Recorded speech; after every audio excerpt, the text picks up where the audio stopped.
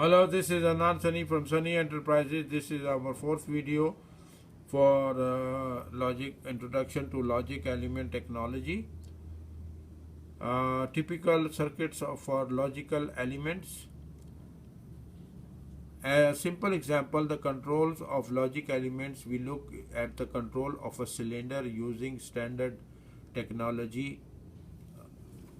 This one, A by 4 four-way valve, 4 by 3 way directional valve will be replaced by logic elements, each with its own individual control. So this is the normal conventional valve.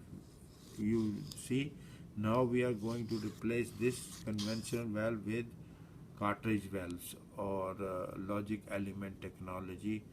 It will come out like this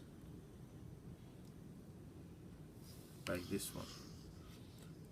If one first of all compares the circuit with the 4 by 3 way spool valve with that necessary for logic elements, the immediate feeling is one amazement that so much effort is required to apply logic elements. Even without going into the details of the application, it can be clearly seen that to replace directional control valve with a logic element circuits or cartridge valves, at least in the similar smaller size, is not sensible. However, the example should be used not as a basis for technical or economic advantage of the system, but to gain some understanding of the arrangement of logic elements within the circuit and the function they perform. This is the cylinder control with logic elements, each controlled by a separate pilot valve. 1 position, 2 position, 3 position. This is simple conventional valve. Now in this has been transformed into this by using cartridge valves. So we need 1, 2, 3, 4 cartridge valves with control, each having a separate control functions. In order to able to decide whether a logic element under fluid pressure would remain open or closed, we must always study the forces resulting from the pressures affecting the various areas. The opening and closing of logic element is purely pressure dependent. To make this clear, we will consider a small section and ask ourselves whether these work in the opening or closing directions.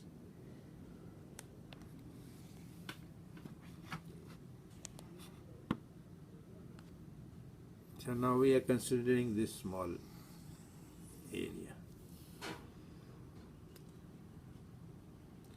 In order to be able to decide whether a logic element under fluid pressure would remain open or closed, we must always study the forces resulting from the pressures affecting the various areas.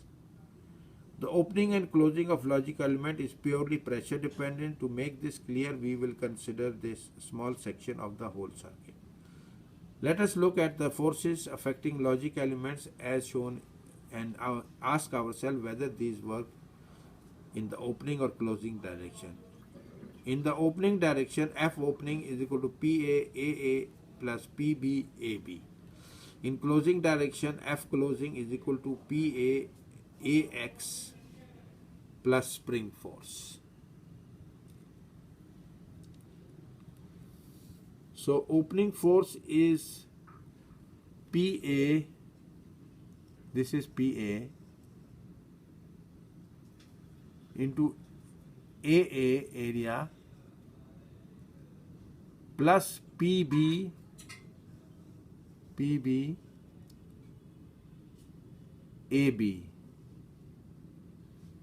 area.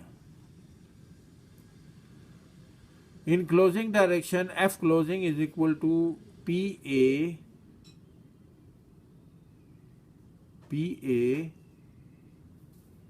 into AX plus spring force as shown here. Now if we take some example, we will understand Say in this example,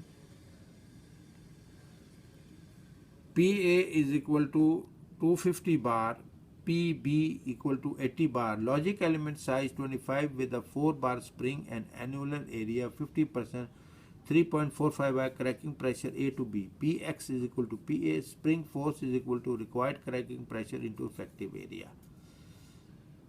A area is 3.30 centimeter square, AB is 1.61, AX is equal to 2. So force opening PA into AA, PB into AB 215, 3.380 plus is equal to 2953 DA.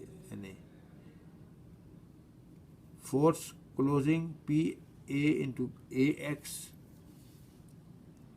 250 into 4.59. From this it will be seen that the closing force is greater than the opening force. The valve must remain closed.